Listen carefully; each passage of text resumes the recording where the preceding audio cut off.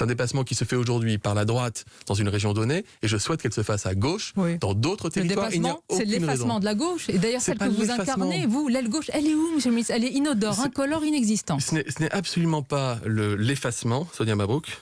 La gauche que j'incarne au gouvernement, alors je ne personnalise pas, enfin, excusez-moi, c'est ce gouvernement qui a fait le quoi qu'il en coûte. Il y a quoi comme mesure sociale plus forte que le quoi qu'il en coûte?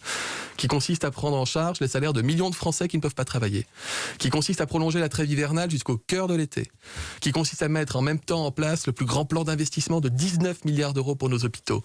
D'augmenter les salaires de 9 milliards d'euros pour 1,5 million de soignants qui en avaient bien besoin, et pour 85% d'entre eux, des femmes, qui dans le même mouvement met en place le reste à charge zéro, qui fait qu'on ne paye plus pour ses lunettes, pour bien entendre, pour bien manger, qui fait le plus grand plan de soutien de toute l'histoire. Si vous avez besoin de le dire, c'est que vous savez que beaucoup ne le perçoivent pas. Non, ce que je veux vous dire par là, Sonia Mabrouk, c'est que la gauche, la social-démocratie, qui a vocation à ce que ces idées perdurent dans le débat politique, sa chance de les voir perdurer et d'être, entre guillemets, au pouvoir en 2022, c'est Emmanuel Macron.